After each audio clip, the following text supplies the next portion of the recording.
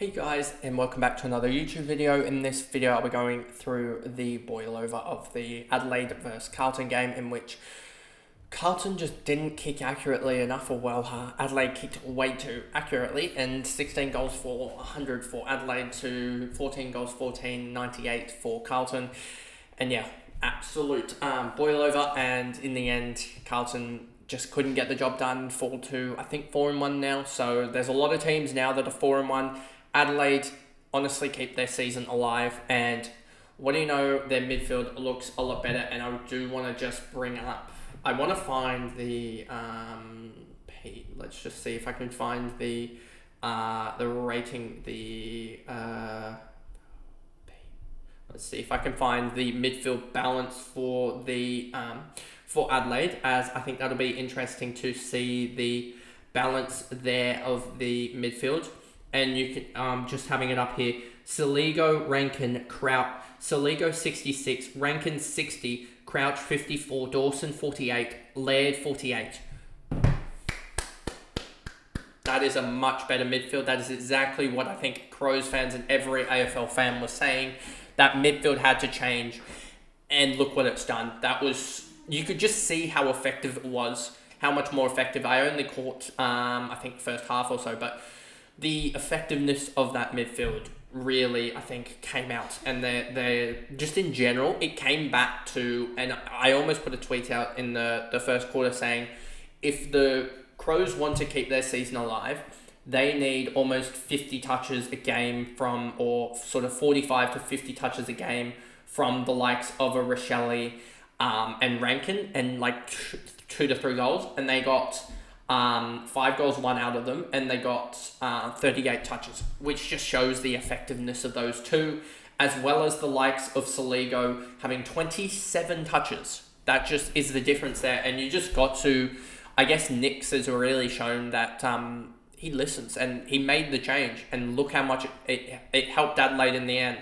So before we get into this video, remember to like and subscribe, turn the notification bell on so you know when I upload, and let's get into the recap.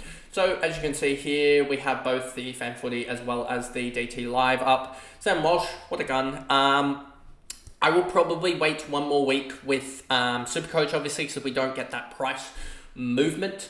And Supercoach 166, just because obviously injury worries, just in case he goes down again. But he was absolutely huge. I think he laid something like 13 tackles, 34 touches.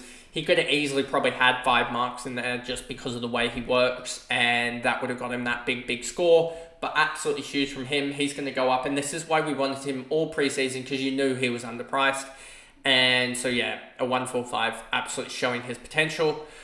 Akers 109, he was huge in the last quarter. Cripper 94, huge in the last quarter again. Zach Williams had a huge second, and when this went through, I was so annoyed. Obviously happy that I kept him in Supercoach, but he burned in this this quarter here. Just Sard going down really did help him, it seems like, as he got advantage here. I'm not too worried in the long term, as he did show that he fades out very much in games. So if he just didn't have a 14 less points here, and it looks like a little bit like only like a 10-point gap to him and D'Ambrosio. So in the end, am I a little bit disappointed that I went D'Ambrosio over him? Yes, but in the end, Williams could have easily come off injured in some way, shape or form, as he has that injury history. And I realized that, now I actually realize that I'm probably going to, there's a chance that I don't, as a matter of fact, that I don't actually need the likes of a D'Ambrosio next week, just because of Will Graham, but we'll wait and see on that one where I go with that maneuver. But yeah, he was huge there. Kennedy, so you have, Kennedy 91, Hewitt 91, and that'll just all, I'll just wait and give stock there, because my trades were still really good, but they could have been just a little bit better. But I think in hindsight, without hindsight, they were the more logical maneuvers, as they had some reasoning behind them. Curnow 87, Newman 79. Newman's been really poor and had a massive fade out here, because I remember saying, he's been really poor. And then around about the 13 or 14 minute mark, and then he's just gone bang and he racked up, and I looked up again, and he was on about 48, I want to say. So just trying to work that out. That would have been when he was on 32. So yeah, he looked, and it was on 48, and I was just like, hold up a second now. How did he done that? So he must have. So that must have even been. So that must have been about the 3-minute mark of the second term. Now thinking about it, and then he's just gone in the space of around about 20 minutes. He's gone up and scored, what's that, 14 plus 18. So he's gone and scored 32 points in 19 minutes. Then you have here Boyd, Wiedering, Mackay, Mitch McGovern, Cottrell, Holland, Kemp, Koning, Ollie Hollands, Owies, Durden, Pitnet, Fantasia, Sard, and Carroll. Carroll came on for Sard and did absolutely nothing. So for those who have him in Supercoach, it is a little bit annoying. I think he almost had a concussion test as well for the hit. Was it? Yeah, the hit maybe by, but looks like he didn't, by Crouch, which probably is going to get suspended for that, which will be some relief to those that didn't have Crouch in the end. Rankin 106, huge from him, and just shows when he gets into the midfield that he can do a lot of work, and he's potentially a guy that you can look at. 665k, but he is an impact player, and that is the main thing about impact players, is that they tend to go missing on the regular. So if he gets this midfield time that we were looking at on the weekend, we looked at, where is it here? We looked at him getting 60%, and then Soligo as well. I just want to check Soligo.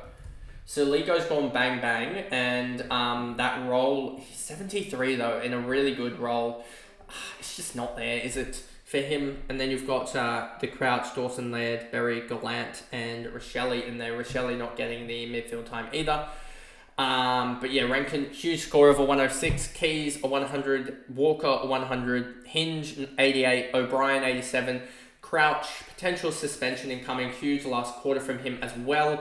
27 and a 23 third to get it going, and a huge end of the quarter here as well in the first, where he got 12 points very, very quickly at the end of the first to get going, as well as a little bit of pointage in the third quarter. Seems like he did a lot of work in dead time as well to get going as well here, which is 6, 9, 11, 17, 20, 22, 24 points in the fourth in red time, as well as 4,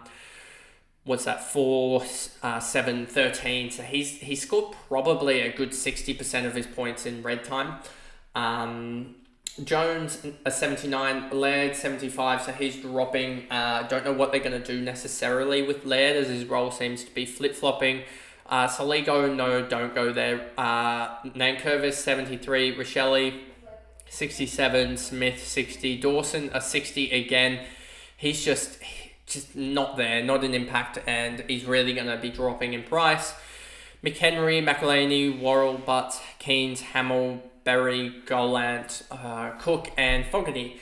And there wasn't really much to go on in this this game. There's not many fancy relevance, so that pretty much is the video there, I guess.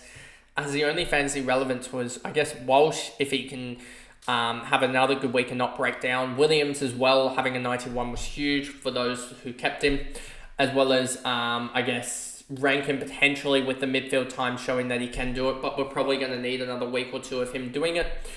And then, I guess, just the potential Crouch suspension, and then Rory Laird and Dawson going missing. So that pretty much is the video there, and I guess I'll see you guys in the first of the Saturday night games of the Gold Coast versus Hawthorn game, in which we had the rookies go nuts. So I guess I'll see you guys in that one. Bye guys.